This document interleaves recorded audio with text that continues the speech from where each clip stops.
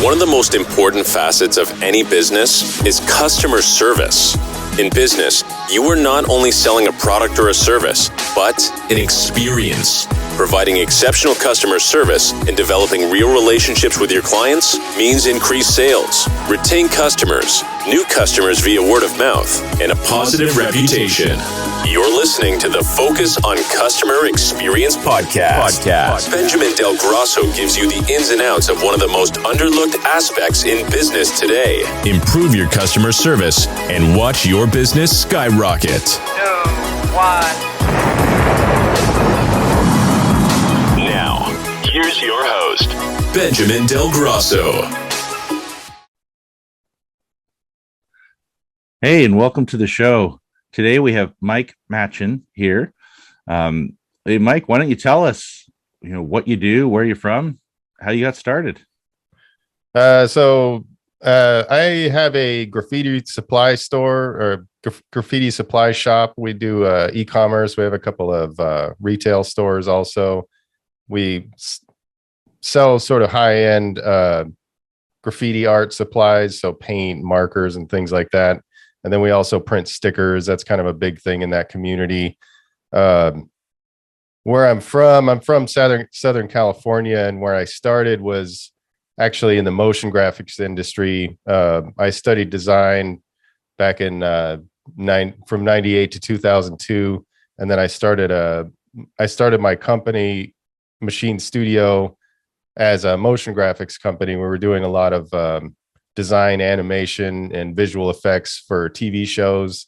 I directed some music videos and did a lot of editing and all this different kind of things, 3D animation and stuff like that. It was mainly in the television industry, but we did some movie titles and things like that.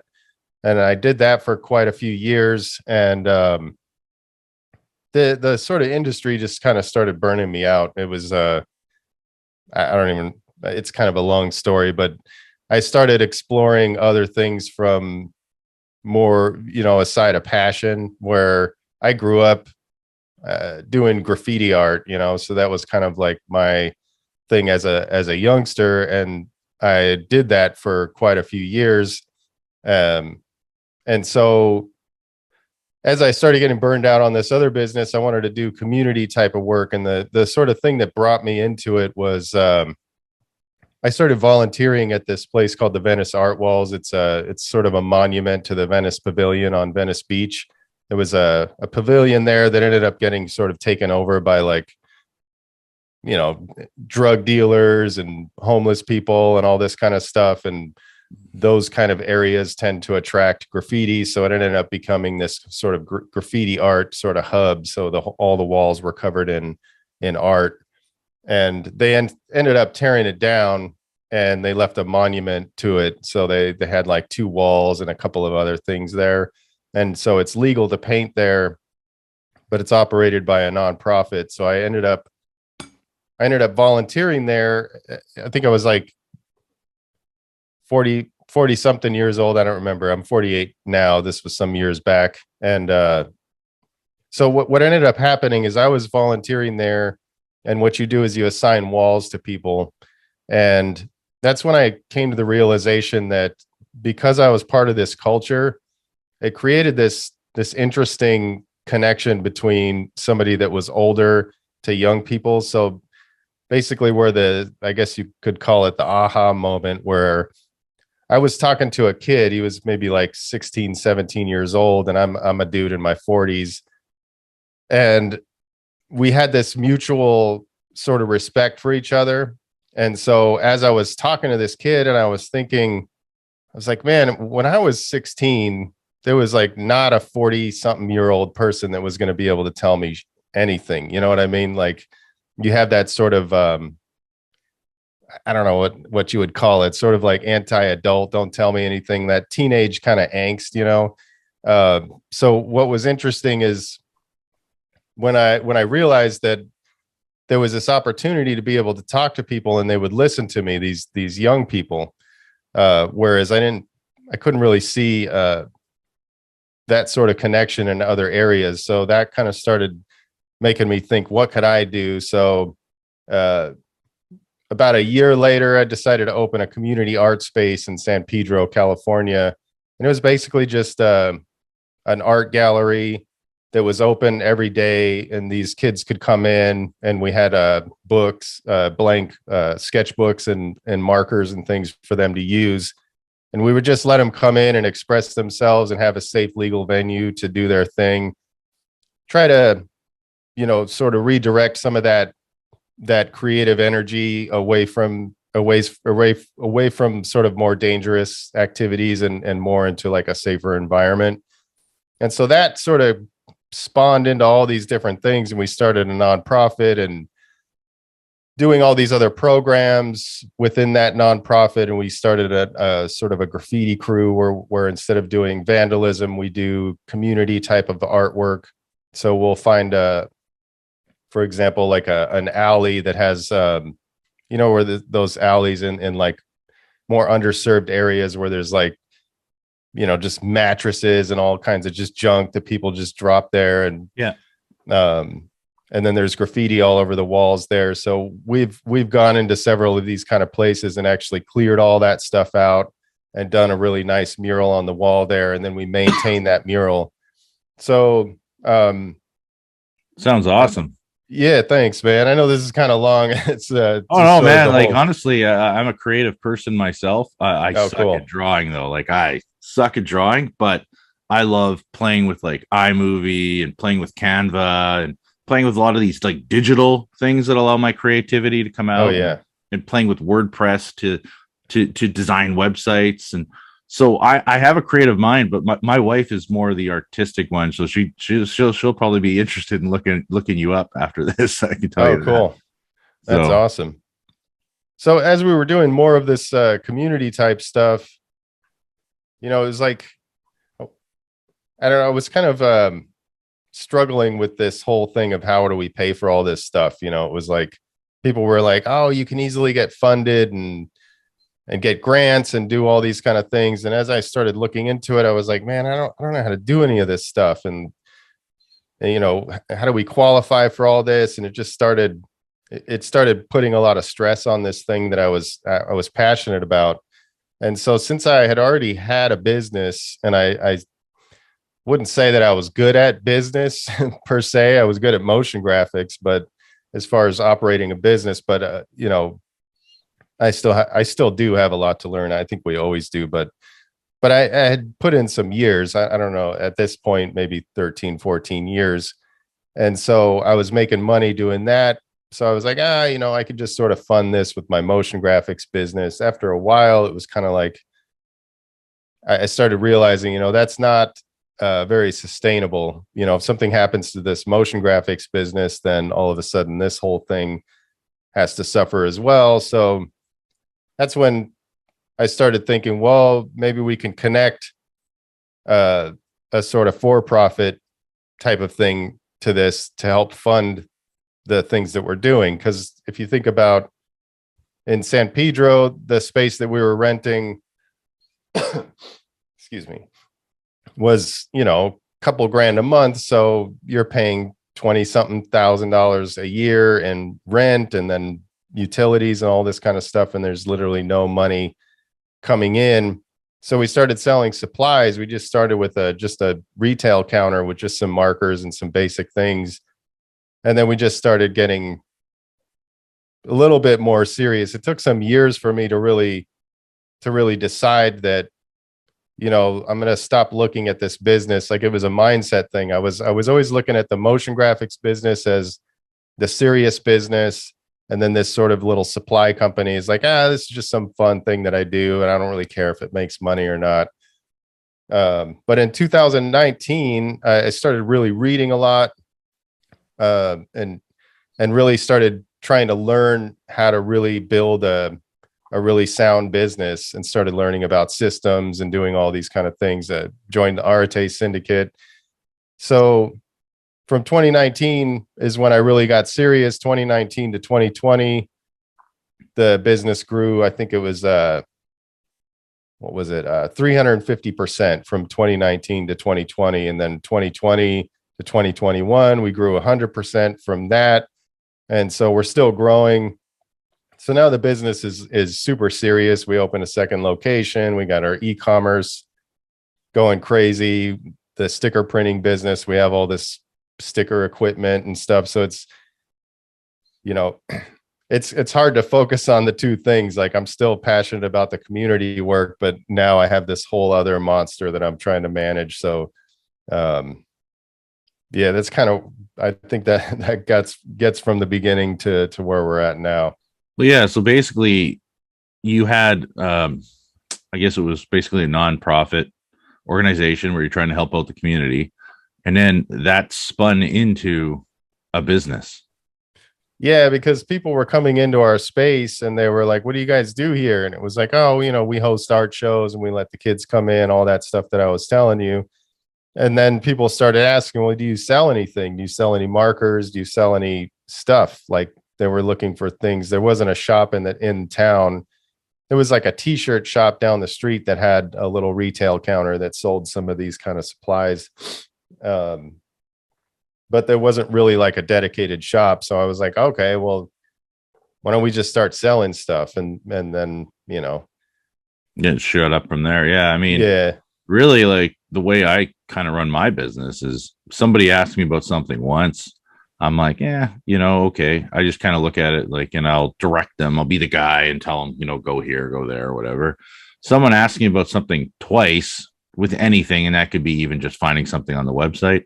I look at it as, I obviously either need to A, do that and add that into my business, or B, you know, I need to find a way to make it easier for clients to find.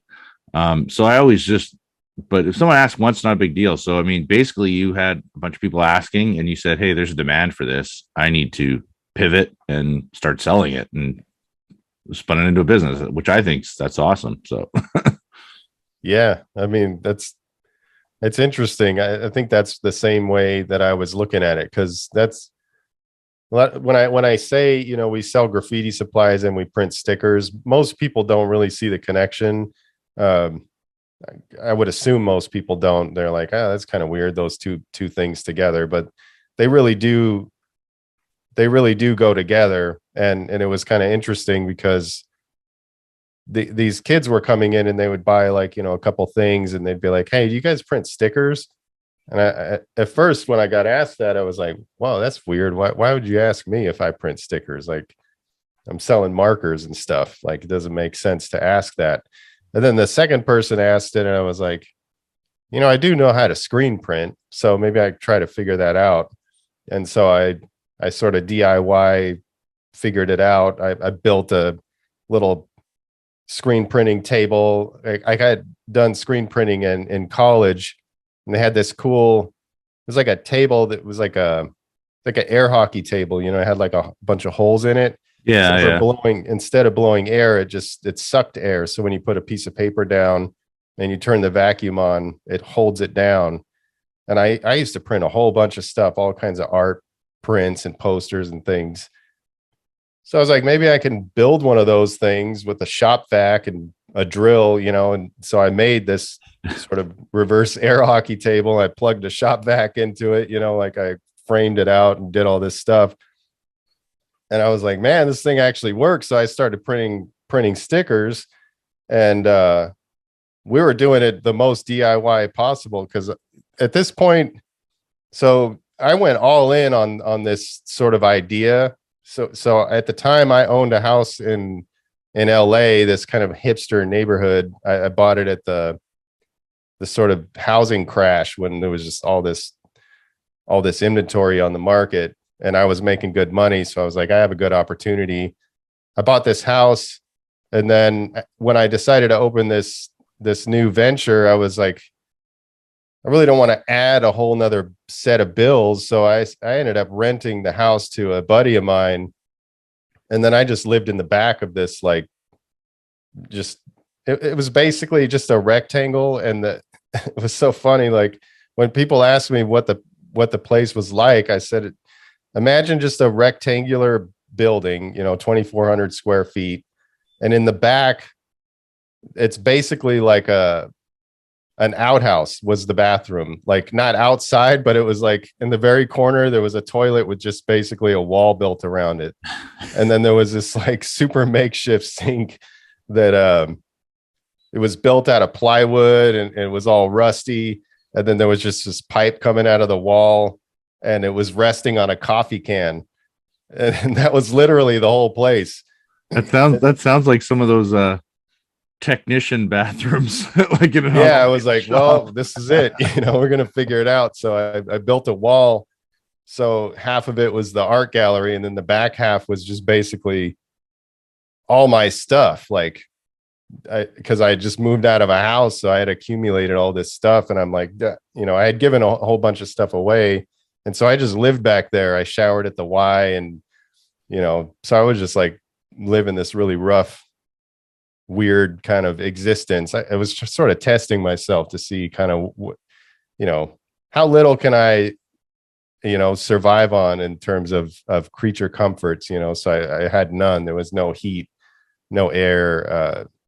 It wasn't even hot water. Like it was a very bare bones. And I was doing it illegally too, because it wasn't zoned for that. You have to have all these different amenities in order to be work life or live work zoned.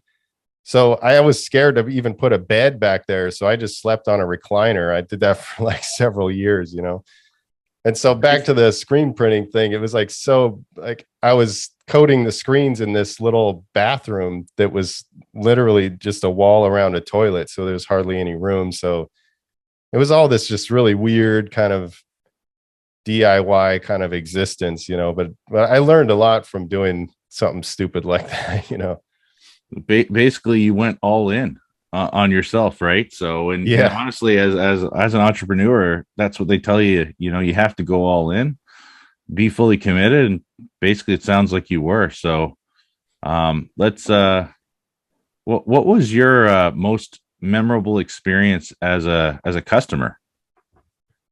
As being a customer or from a customer? You can do either or. Yeah.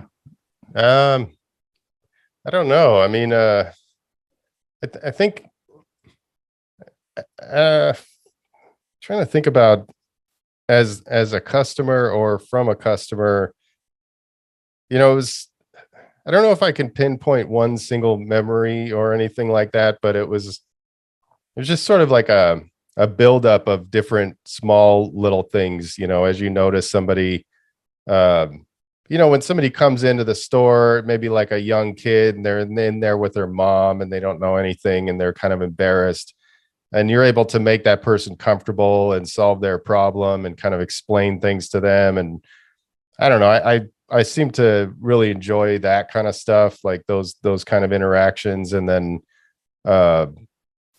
there's also some interesting things that would happen. Is sort of like when I talk about graffiti, a lot of people think like either gangs or just this really destructive behavior. But what I'm mainly talking about is the more creative side of it that a lot of people maybe don't get to see or they don't pay attention to, because it's most of the time it's put somewhere where it's not supposed to be. So people have this, and understandably, this sort of like the dislike or angst, or I don't know what word you would want to use for that. But so one of the interesting things that would happen is one of our programs that we had was it's called the mobile graffiti yard. It's a 40 foot long wall that's two-sided. It's 8 feet tall, and you can paint both sides. So you basically have like an 80-foot wall, and it just all breaks down and it fits into a cargo van. So we bring this thing to events and we do these live painting exhibitions and stuff. And so we would get invited to these events that weren't graffiti events, like we've done live paintings, say like at the Day of the Dead festival in San Pedro, or a few of the things that they've done in San Pedro. So to the point of what I'm trying to talk about was this sort of interaction between the public. So we would invite different artists to come out and paint this wall. And so you would see these people that maybe are seeing graffiti being made in an artistic way in front of them for the first time. and you would have conversations with these people. And it was always really interesting to have these conversations with people that are, as you're speaking to them and as they're seeing it, they're starting to develop this new respect for the art side of this thing. And so I can kind of, explain it in a way like, hey, I'm sorry, this somebody's texting me and I forgot to turn it off on my computer here. So it was just cool to experience that. You'd be talking to somebody that's, in their 60s or 70s or something, and they're like, I never knew that there was this part of it, so it's kind of cool to have those experiences. I know that's not like a customer thing, but it's maybe that's you being sold on, I guess watching their eyes light up or watching them, be energized by the fact that they can, come there and be creative. And maybe that, everybody has different things that, maybe it's not you going to a restaurant and eating food and getting amazing service and an amazing steak, but maybe for you, it's watching other people enjoy your creation, I guess. Right. Yeah, that's part of it. I mean, there's a whole lot of different things. I mean, as far as customers and the customer experience and all that kind of stuff, that's been a heavy focus on our business side of things, in addition to the nonprofit stuff. So in our business, we have our team meetings, and there was a point where, it sucks to say, but the more customers you have, the more people that you have coming into your sort of ecosystem, and so you get to see all of these different personalities. And so obviously you get the super pain in the ass customers, that just for whatever reason they just won't be happy no matter what. And so as a young company, in the motion graphics industry, it was like such a different thing. I was dealing with executives and TV producers and all this kind of stuff. So it wasn't like general public customers coming in.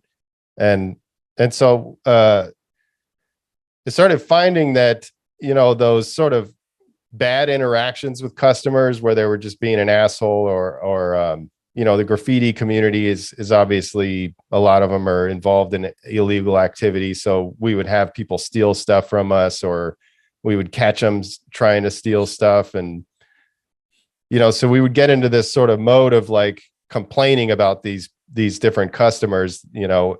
Somebody would leave and the team would be like, what the hell was that guy's problem? And just sort of getting into the focusing on the negative. And at one point during one of our team meetings, I was like, you know what? I'm guilty of this too. When a customer that's being an asshole leaves, and we all kind of like sort of talk shit about that person, what was that guy's problem? What was this and that? And so I kind of told them, like, we have to stop doing that. We have to realize that we love all of our customers no matter what, even if they're not the nicest people, and even if they are causing problems, because without them, obviously, we're not doing them a favor by selling them stuff. They're doing us a favor by coming in and supporting our business. So we started thinking more about that and thinking more about the customer experience. And that's something that we talk about all the time now. It's like, what can we do to make their experience the best we can possibly do, all the way from people coming into the stores or ordering supplies online. Like, what's the best way we can provide that stuff for them? And so we're getting down to like these really meticulous details. Like, I hired an operations manager for the Vegas location. And so I would even have talks with him and say, hey, look at how you tape this box. The lid is kind of all lopsided, and it doesn't look like you really cared when you tape this box shut, or this label is crooked, or maybe some ink. We have a stamp with our logo on it, and a little ink might get on your hands, and then that gets put on the label. I'm like, we can't do any of this stuff. Like, everything has to be done in a way that looks like we really cared about the package. We didn't just throw it in a box and drop it in there, so all of these kind of things in the handwritten notes. And I know most people in Arte are doing that stuff. I mean, I think it's the right thing to do. I mean, it gives that sort of personal touch where you write a little, hey, thanks for the support. And so even those things, it was like, we put enthusiasm as one of our core values because it was something that we were sort of lacking, you know, and it's kind of lacking in this community in general. So I was like, you got to pour into those thank you notes, man. Make, you know, if you don't have at least one exclamation point in your thank you note, you're doing it wrong. Like, it has to be enthusiastic, like we really care. And I don't care if you bought a $4 marker and that's it. You know, you get a nice thank you and we really appreciate your support. Even, you know, it's trying to make the impact, you know, it's becoming more and more of a passion of mine to try to create the best customer experience. And then when you do that, it's like, especially we have a relatively large social media following on TikTok and Instagram. And so now we're starting to see tons of people reposting our content. Like every day I log on to Instagram and I'm reposting stories from people that are unpacking their stuff and taking a picture of it. And, you know, so I feel like the more effort you put into that customer experience, it comes back to you. You know, they feel appreciated and they want to share that with people, you know. Yeah, to kind of circle back to what you were saying earlier about you know, sometimes clients come in and, you know, they're negative and, you know, they'll, you know, you guys kind of would talk smack and I 100%, I've been there over the years where, you know, a client comes in and I'm just like, oh, I'm glad that person's gone. Whew, glad we're finished with them. But I started realizing as I grew up and as I got older, I started realizing that a lot of this times we don't know what those people were going through. And what ended up happening is I'd have people where I just, you know, kill them with kindness. And I'd start having about 50% of those people who really gave me a hard time on the phone or really gave me a hard time in person. I started having them call back and say, you know, I'm sorry, I was having a bad day. I took it out on you. And then I was like, oh, wow. Okay, cool. Like this worked. I killed them with kindness. And then they're calling me back and just saying sorry for being the way they were. And I started realizing, you know what? Maybe I wasn't doing anything wrong. They were just having a bad day. So I started realizing that I don't know what just happened. I don't know if, you know, their dad just died. I have no idea what just happened. And sometimes you're just the person who's in the firing line and they take it out on you, which sucks. Right. But I started realizing that and kind of, you know, because I've been there with staff. I'd have a staff of 15 people at one of the jobs there. And people would leave and we do the whole, glad that lady's gone. I hope she never comes back again. And, you know, and we'd all talk negative about that person. And then I just started realizing, you know, what am I doing here? Yeah. You know, and I started realizing that we got to be more positive about that. And I think that also that comes with age and time and experience. You know, it's not, you know, some people figure it out at a younger age, some people don't.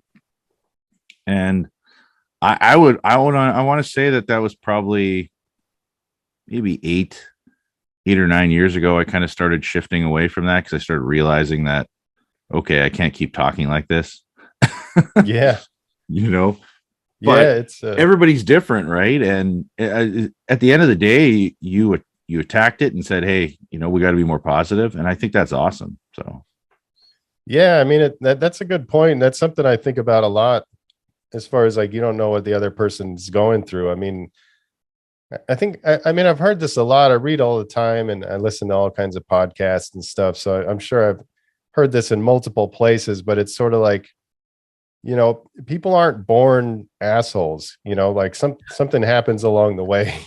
You know what I mean? So it's like, even if you look to the more simple version, you know, when I post a lot of stuff on social media, you know, and a lot of educational content, like building community type of stuff.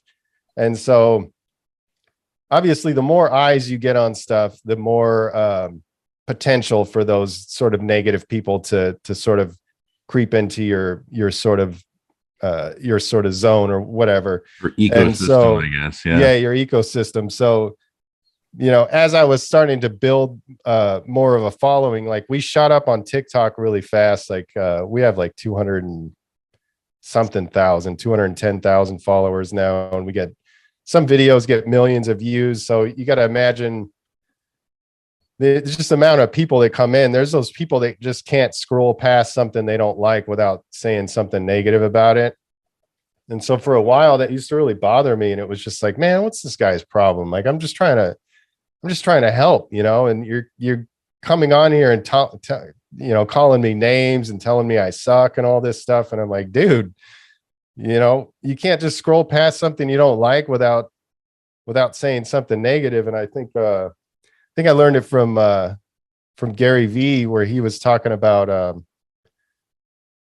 what was he saying? Something like he said several things about this kind of thing, and one thing that and I might be getting it wrong, but it was sort of like you sort of have some sympathy for that person, because it's sort of like, man, what's wrong? What's going on with that person that makes them want to do something like that?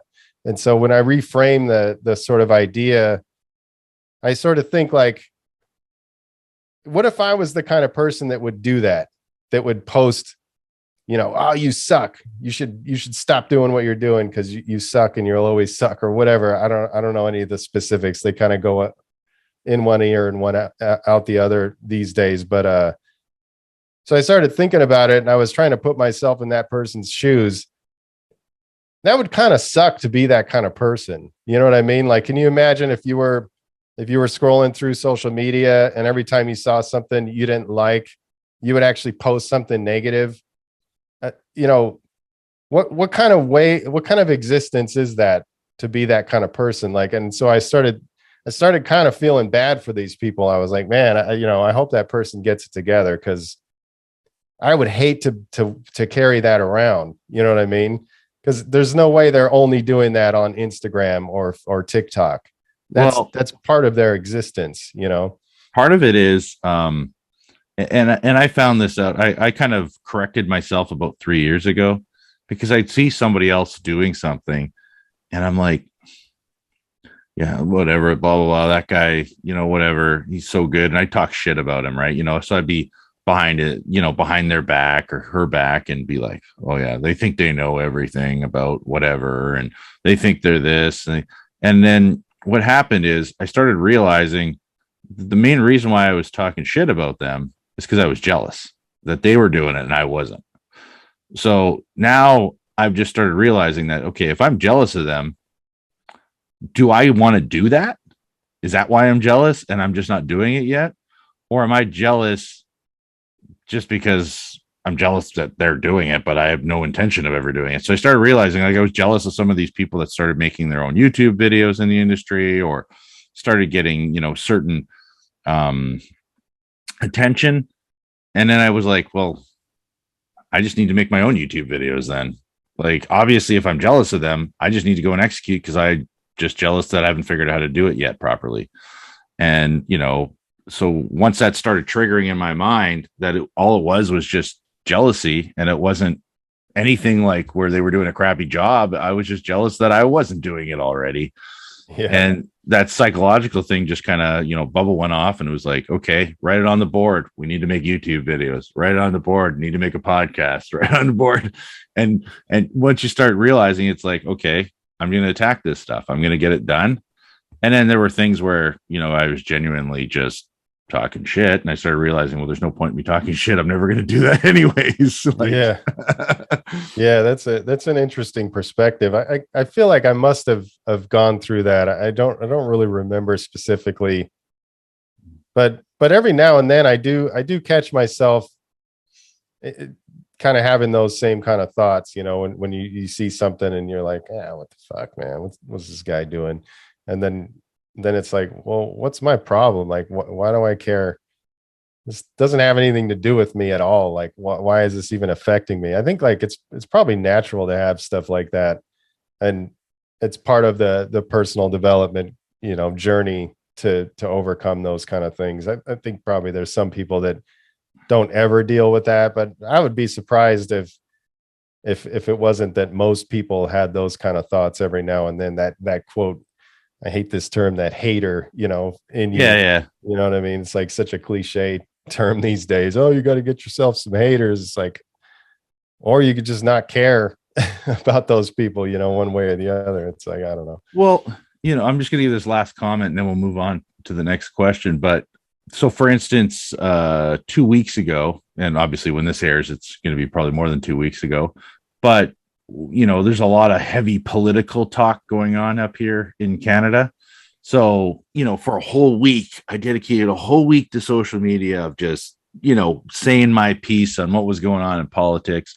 And I felt like it was taking so much energy out of me saying my piece and me trying to make sure to get the message out. And then and I'm mad and I'm, there's haters coming after me and I'm trying to, do some negative messages on theirs, like, follow the science or follow whatever, saying whatever junk that, people want to say. Right. And then I just realized that, hey, you know what? And I know someone might have a different opinion than me, but I just decided that I'm not going to bother engaging in that conversation because it's way above my pay grade. And you know what? If people want to sit there, I'm going to focus my energy on my business, focus my energy on my podcast, focus my energy on making YouTube videos instead of focusing my energy on being involved in this political discussion or this COVID discussion, because really I'm not getting anywhere with it. All it's doing is taking energy out of me. And so, yeah, anyways. Yeah.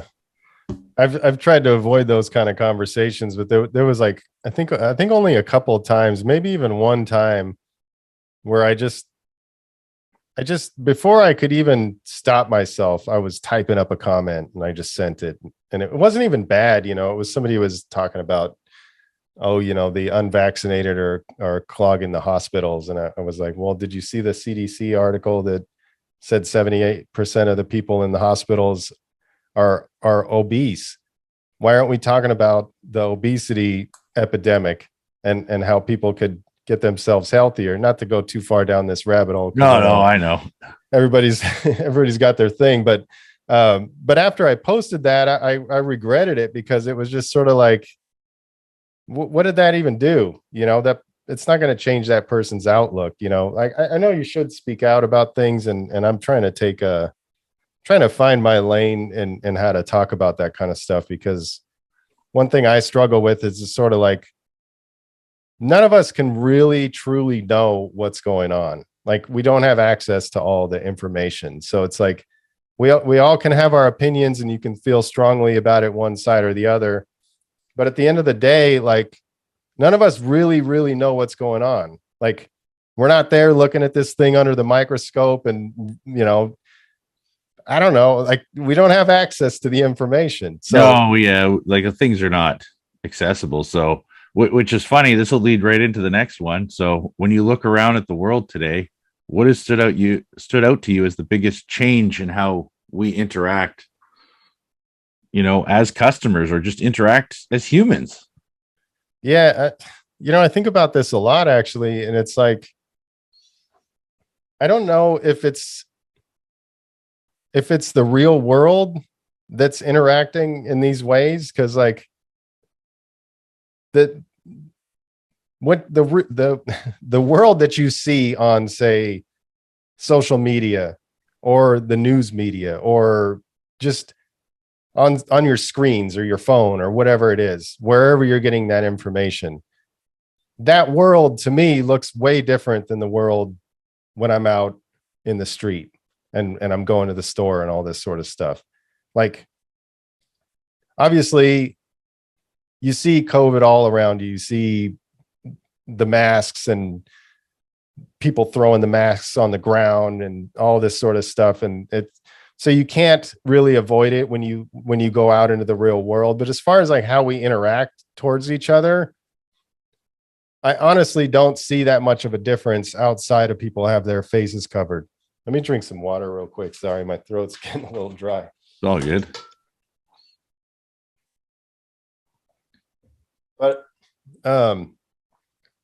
But if you look at the difference on those media, like social media, news media, and all that stuff, everybody seems really hyper easily offended and super divided, and people are forming these identities on one side or the other. Like, it's very strange to me, and I'm trying to avoid this kind of stuff as much as possible, because I don't know if I really believe that the world we're seeing on social media is the real world. You know what I mean? Well, I think that's why this whole metaverse push is happening, because we already, when you look, like, that's the thing that blows me away is I go and I look at the news and I look at what people are posting online, and I don't see that as our real world. Like, I feel like it's like this fake fictional story tale world that's completely different, because when I go talk to clients face to face, 80 or 90% of them are all thinking very much alike to me. And they're very sociable. They want to talk. They want to get back to living their life the way it was before. So everybody's kind of on that same page. They're still communicating like human beings. But yeah, the media paints it out as though like we're in this fairy tale world where we all hate each other, and it's, I don't know, it's very divisive. Yeah. But then you see a lot of that stuff because they'll put out their media, and then you see it come out online, like on the social media, right? People post things and they're angry. But what I've noticed is it used to be like, so for instance, I think I only have like 250 friends or something like that on Facebook or whatever, right? And I think I used to see my whole news feed flogged with this negativity. Now I don't see a whole lot of anything anymore. And I don't know, maybe that's the algorithm just not showing me people's stuff. But I definitely find there's a lot less people doing it. And I don't know if just people are just starting to realize that the world isn't what it's advertised to be. I hope that's the case, because I mean, it couldn't possibly be what a lot of the news media is painting it out to be. That, well, yeah. unless you live in your house and you don't go anywhere and you're not actually interact with people. And obviously I'm biased to the places that I go. I'm in Vegas and I'm in Los Angeles. So there could be some places where the whole racial divide or all of these kind of things are much, much worse than what I personally experience. But like, from when I'm out and I'm interacting with people of all races, all genders, all whatever,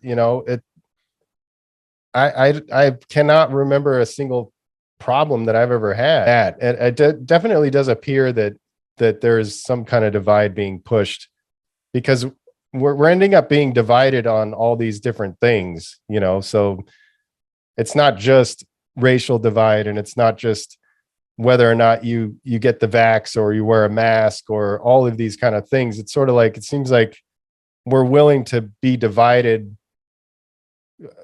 over all kinds of shit, and we talked about this on my podcast some years ago.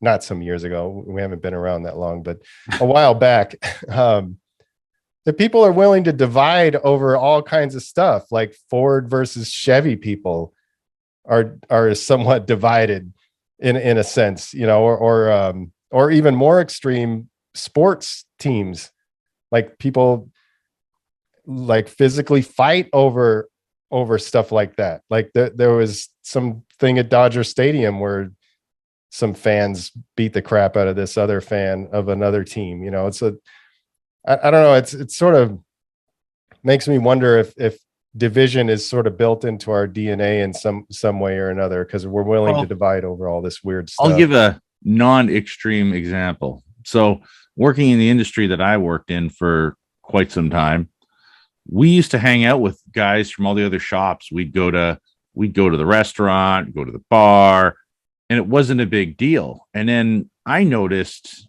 I want to say it was a shift around 10, 12 years ago, maybe even 15. I'm trying to remember the exact timeline, but all of a sudden it turned into this thing where if you're working at this place, you can't go hang out with people at the other place. And it just all of a sudden turned into this division of, nobody really wanted to hang out with that person. And even out here where I live currently, from my understanding, about 5 years ago, all the shops used to hang out with each other. The business owners used to get together once a month. They'd have a meeting. They talk about what they were doing together, what they could do better with their businesses, and all of them would give each other ideas. And they were all competitors, but they would still kind of come together on an even playing field at one person's shop, I guess, is what they used to do. And all of a sudden that turned into, now they're all divided against each other. They don't really talk to each other. They don't really hang out with each other. All of that kind of changed about, I want to say it's about 5 years ago now. So, these things like that, I don't know why it's happening. I don't know why. I don't know if it's just the extremism of social media or what, but I've noticed that, all sorts of stuff has divided us just as people. Yeah, right? It's really weird. And I've actually been thinking about it for quite a while. And I can't really understand it. Even in San Pedro, there's a town called Wilmington that's sort of like next door to San Pedro. And there's some kind of weird rivalry between those neighborhoods. Like the gangs in San Pedro and Wilmington, obviously they beef with each other, but then just the regular people, I don't go over to Wilmington. I don't like those people, or Wilmington people, or I don't go to Pedro. I don't like those Pedro people. And they'll talk about people from each of those towns as if they're different. And I'm like, dude, I could throw a rock into Pedro from Wilmington. Like, it's that close. You really think that people are that much different in one town or the other? I mean, we're really not that much different. Like, we have different cultures all over the world and stuff, but when you really come down to it, like, we're all just people, like, oh yeah, I guess we pretty much want the same thing, it's what I different versions. Like, so, because obviously I'm Canadian, and people always say to me, oh yeah, those Americans are so violent, blah blah blah blah blah. And I'm like, I understand you, like, that's what the media puts out to us. But I go down to the States all the time, and I've never had anything hostile ever happen to me. And I've been to the States lots. Like, I've been to Vegas alone 15 or 20 times. And, people always make it sound like, Sin City and, all this bad stuff happens in Vegas. The only bad thing I've ever seen happen in Vegas in my, 20 times I've been there, is there was somebody really rowdy at a bar, and I watched, the security guards take that person down and escort him out. That was the only thing I've ever seen violent down there. So I don't know why, society labels us the way we are. And that's the big thing. I mean, I guess, like we were talking about, when you look around the world today, what has stood out to you is the biggest change. And that's the thing. Like, I think we're allowing ourselves as people to be labeled.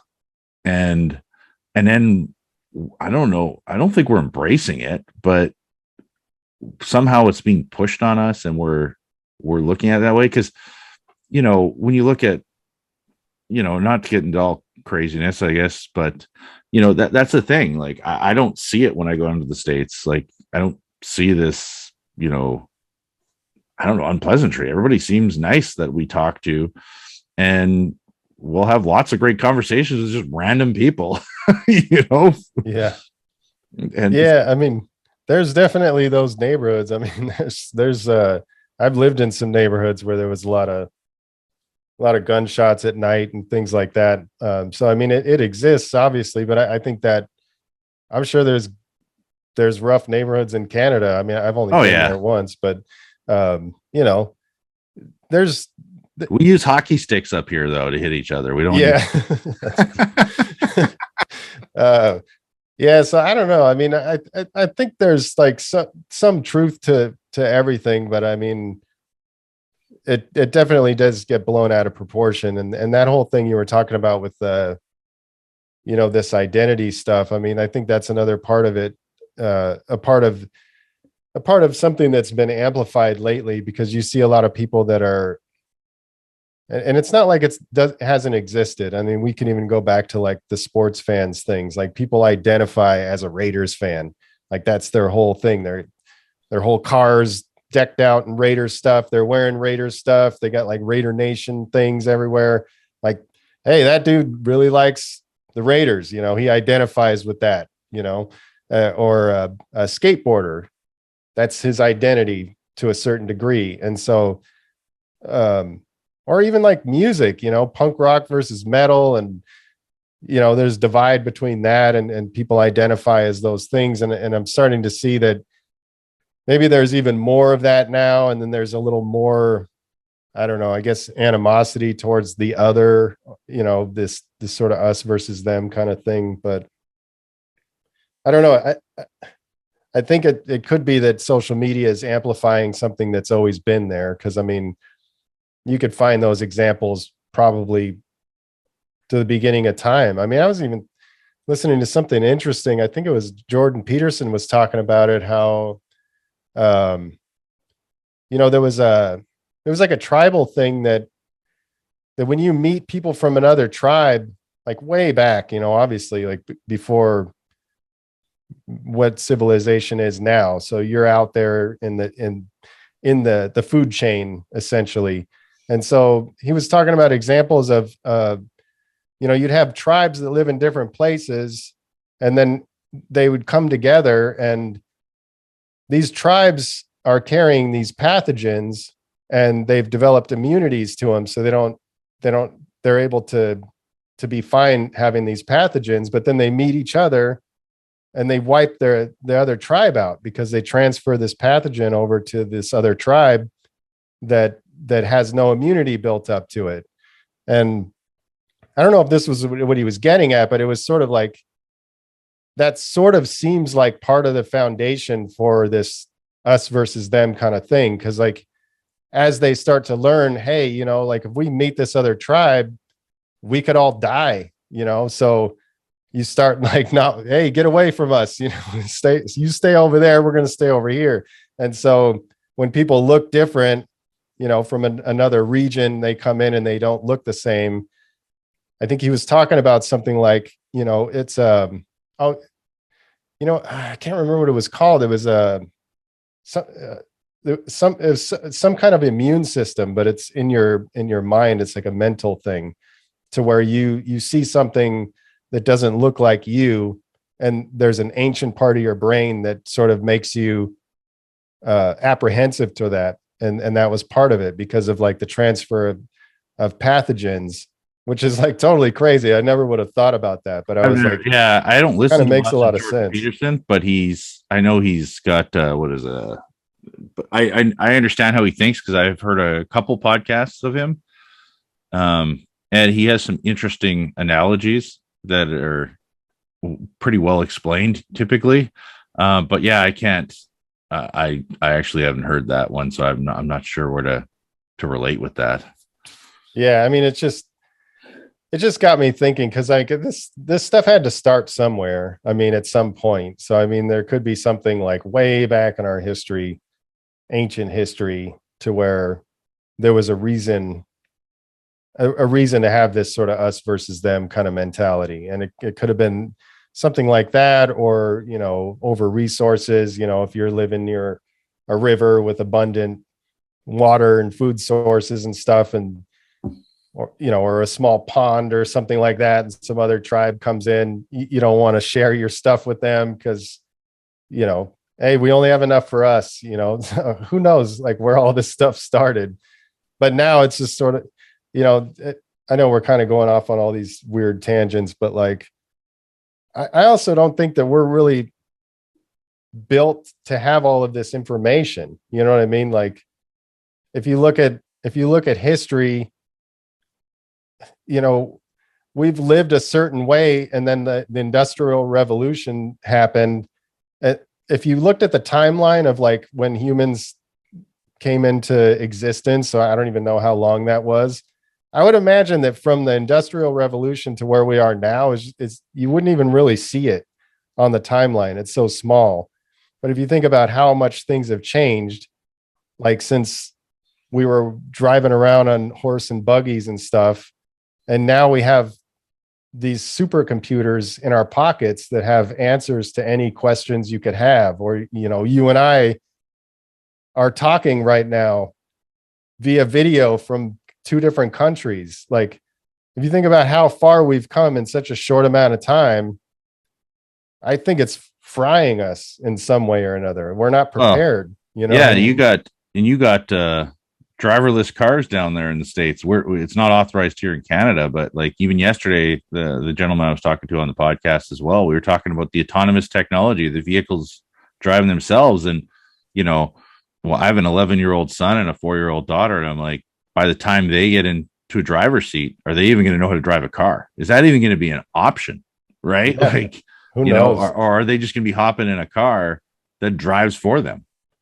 You know? Yeah, it's I don't know, man. It's a different world, right? Because yeah, you know, you look at somebody who's in their 90s, they probably drove a Ford Model T, right? And they've, you know, driven all the different vehicles. They've watched all the technology change. And I mean, I've done some people they're in their 80s and they're getting a dash camera from us, right? And I'm like, oh, you know, we don't need to have lane departure warning and all that technology turned on your dash camera because it's already built in your car. He goes, yeah, I turn all that stuff off. I'm like, oh, okay. He goes, yeah, I don't like any of it. I'm like, oh, but this car has all this new technology. Goes, I hate it all. I turn it off. And that's not the first time because they're not used to it, right? Like even my dad had a vehicle with a backup camera and he won't use the backup camera. He still is old school, you know, look over the shoulder, look, you know, because that's just who they are. So all this technology now, and like me, I transitioned into like, I need to have the backup camera. Like I'm heavily reliant on that backup camera. Yeah. But that's how we keep changing to be reliant on this technology. And, you know, I had to delete the social media platforms off my phone just so that I would stay off of them. Yeah, to your point about being reliant, I think about that a lot too. Like I have 2 vehicles. One's like a very bare bones what do you call it? A cargo van. There's literally no features on it outside of like power windows. Like it's a box with wheels, you know? And so there's no bells and whistles. And then my other car is a 96 Chevy Impala that I bought in 1997. I just still like the car. So I still have it, you know. It doesn't have any features either. My girlfriend's car has all the stuff. So like if she turns on her turn signal and there's a car next to her, but to the point of the reliant on technology, I'm kind of in that old school mode myself because when I was thinking about it and I was driving her car and I'm like, oh, that's pretty cool. Like it tells me when there's a car next to me. So, you know, that sort of takes something off of my mind and you're relying on this stuff. And then I started thinking, I'm like, well, what if it doesn't work one time? And I go to change lanes and there's a car there. And I think there's no car there because the thing didn't beep and it didn't tell me there was a car there. And then I just crash into somebody. Or, you know, or if you become so reliant on the backup camera and then that thing goes out and you're like, oh man, how the hell am I supposed to do this now? Like, you know, so I start getting a little concerned about relying on technology a little bit. I mean, there's obviously a ton of benefits to it, but at the same time, I'm not stubborn because I have technology. There's technology all around me right now. I'm trying to make sure that I'm staying grounded in reality. You know, it's like, just if the technology goes away, is that gonna leave me in a worse place than I was before? You know, like if I become reliant on it because you're not practicing the traditional way of doing things. I don't know. This whole thing about having a phone on us and like you can set notifications for all this kind of stuff. Like I started getting really heavy into all of that kind of stuff. and I'm starting to get more into writing my task list on paper now, because I'm like, I have so much technology. Like, I don't even know where all this stuff is. Like, is it on a spreadsheet? Is it on monday.com? Is it on my notes app or Evernote? You know what I mean? Like, it's just stuff's all over the place. So I'm like, I'm just going to carry this book around and I'm just going to write shit in it. And that's where those thoughts exist, you know? Oh yeah. I mean, a lot of us are, you know, my understanding from what I'm being told, a lot of kids aren't even being taught to write anymore. When I was in school, I was taught to handwrite, but for here, is there a book you've read that has influenced your life? Yeah, a ton of them. So, I couldn't possibly pick one. I mean, I could tell you a couple. So as far as like mentally and mindset type of stuff, there's a couple of books that stand out. One is called Mindset. What is it? Mindset: The New Psychology of Success. That book really changed my perspective on sort of how much you can change. So it's sort of like it just talks. I'll just briefly talk about it. It talks about how certain people think like, oh, well, I don't have this kind of talent, so I can't do this. And they say, well, you can improve things about yourself that maybe you think are sort of inherent, you know, like, oh, I'm not very smart, so I'm just not going to be smart, you know, but you can study and you can learn, you can actually physically change your brain. Like, the more stuff you do, the more neurons get strengthened and this myelin shit builds up. It's this crazy physical change in your brain, you know, so you can do all these kind of things.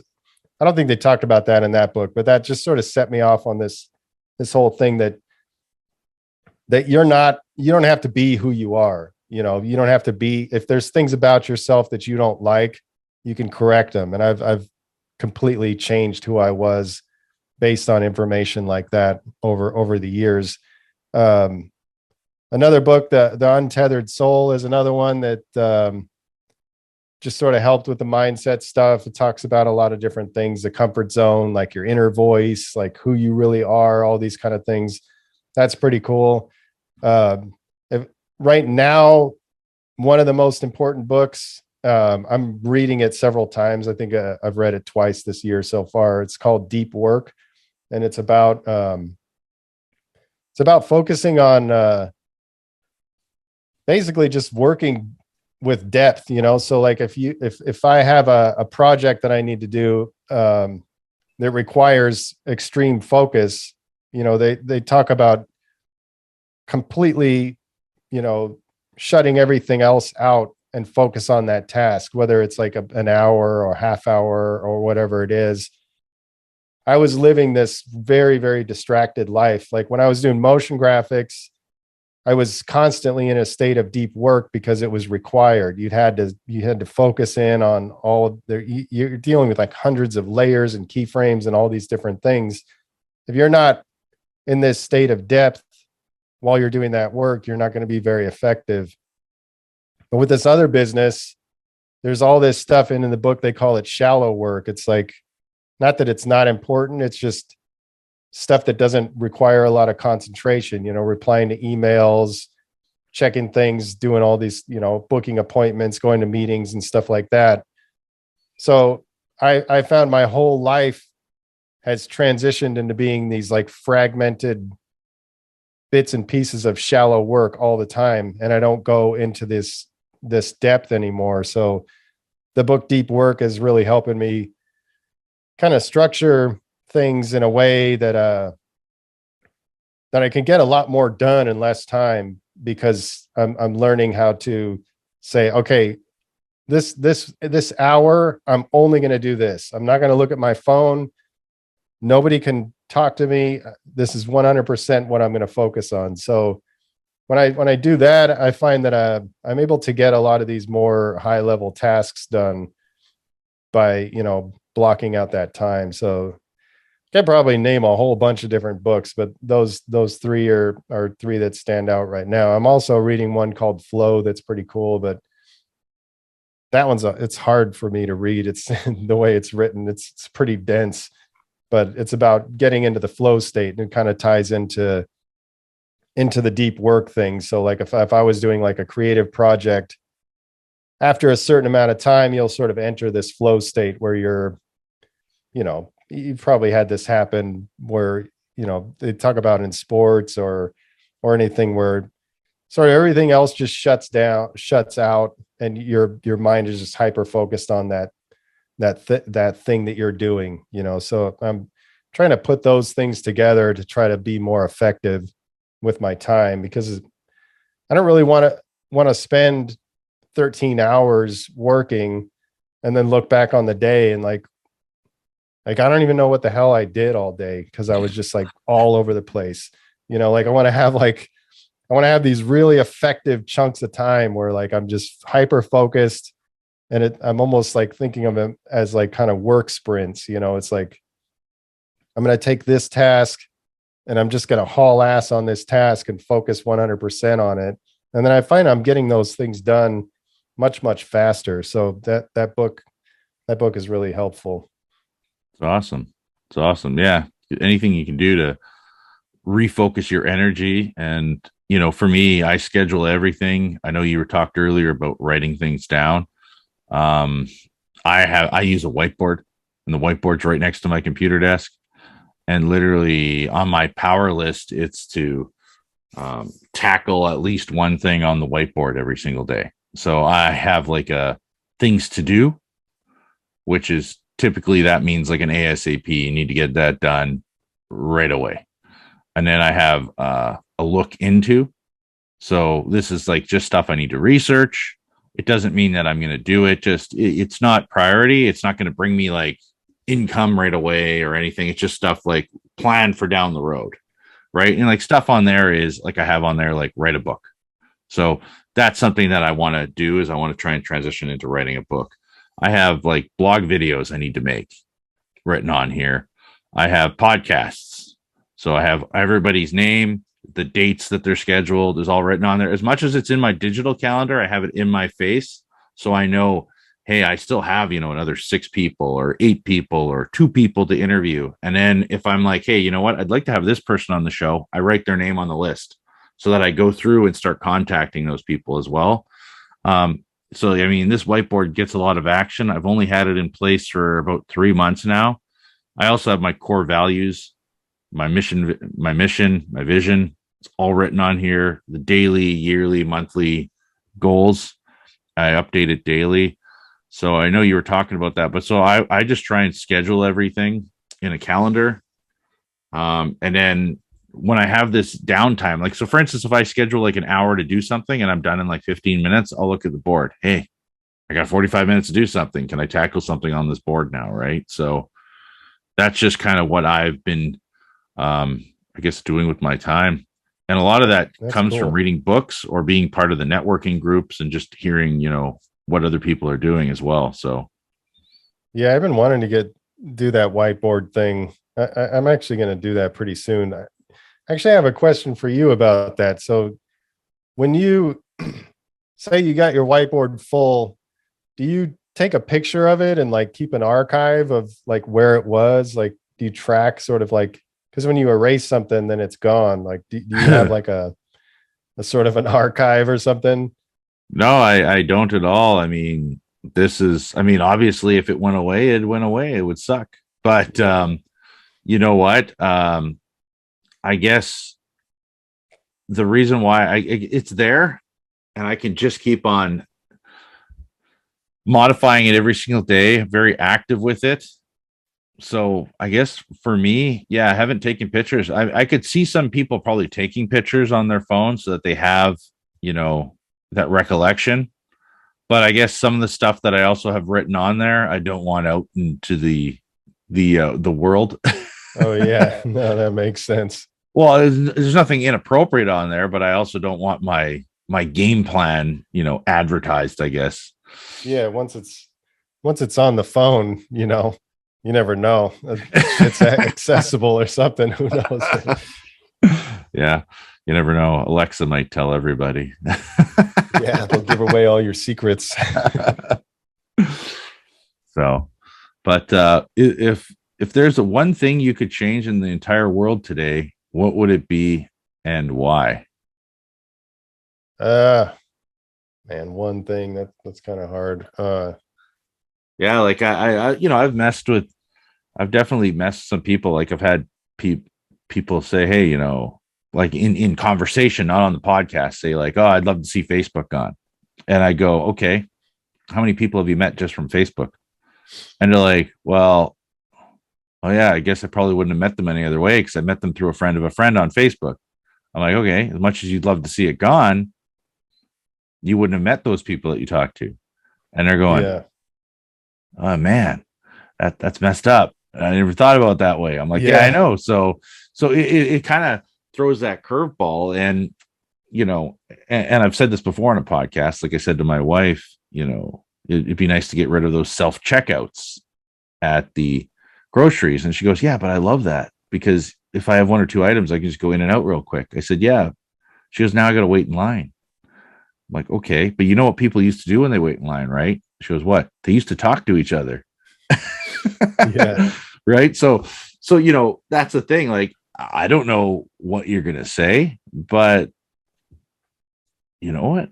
Some people surprise me. It's some pretty creative answers occasionally. Yeah.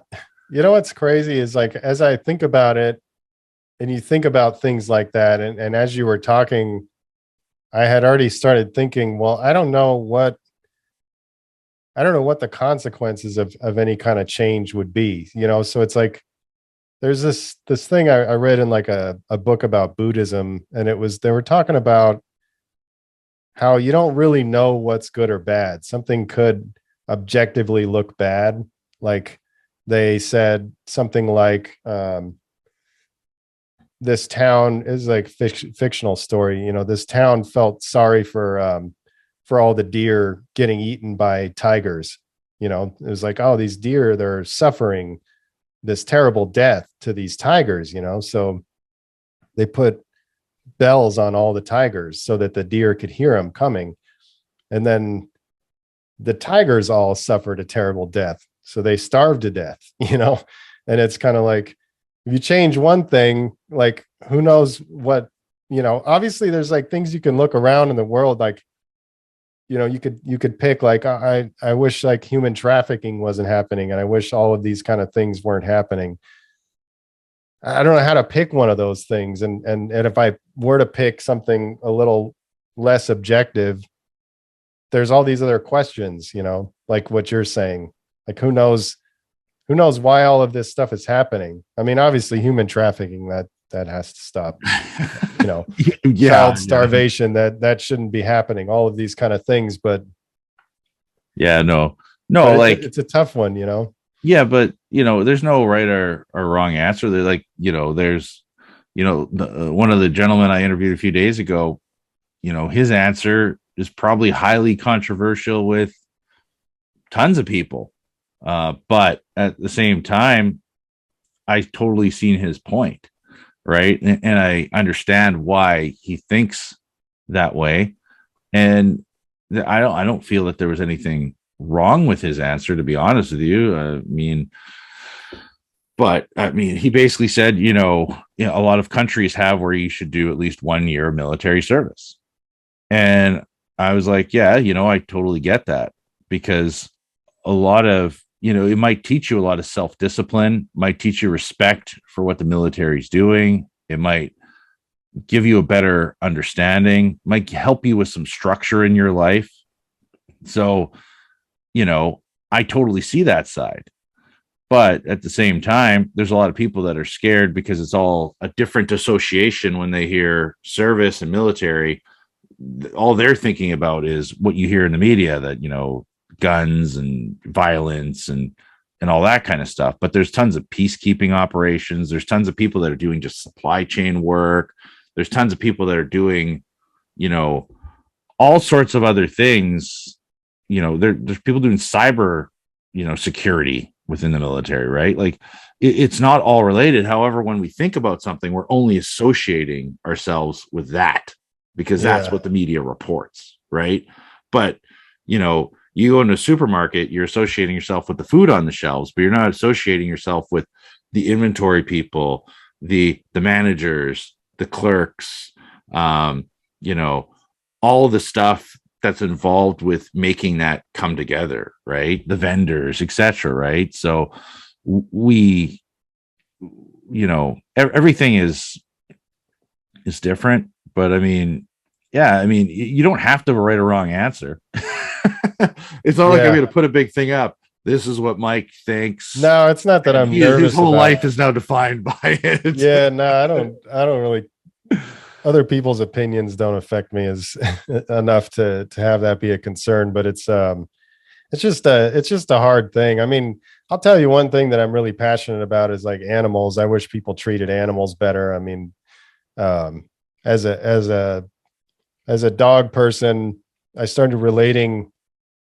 You know, it started changing my perspective on animals in general. So like I started thinking about them, you know, differently. And so one of the things that bothers me a lot in the world is that we kind of treat animals as something that we own. You know, it's like we get to do whatever we want with these animals. Like we can eat them, we can use them as tools to pull the shit, and I don't know what we can ride them, we can do all these kind of things. And it's like the way I'm starting to see it is like they're no different than us. Like they just want to live a life and enjoy themselves, and it's just, I don't think it's reasonable the way that we treat them. So I mean, I would want to change something like that.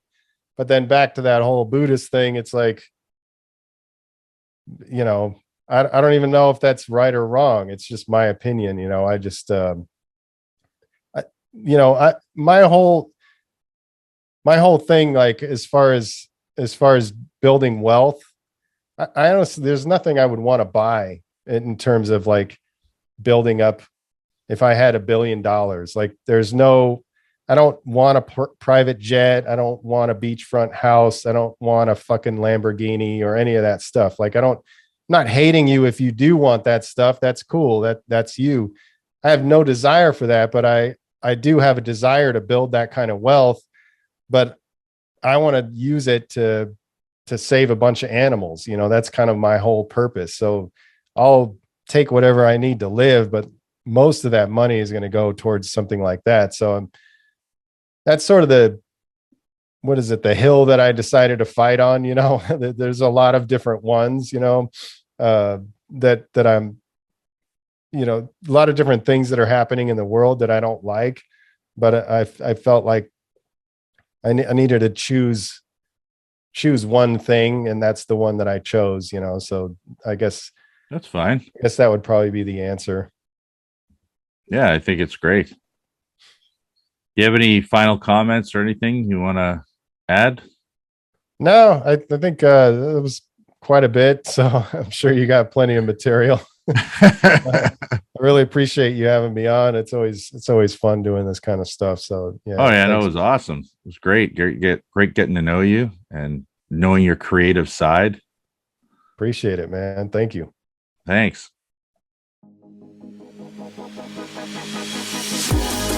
Thanks for listening to the Focus on Customer Experience podcast. Be sure to subscribe wherever you get your podcasts so you never miss an episode. For more information or to connect with Ben, check out Benjamin Del Grosso on LinkedIn, at Safe Drive Solutions on Instagram, or www.safedrivesolutions.ca online. We'll see you next time.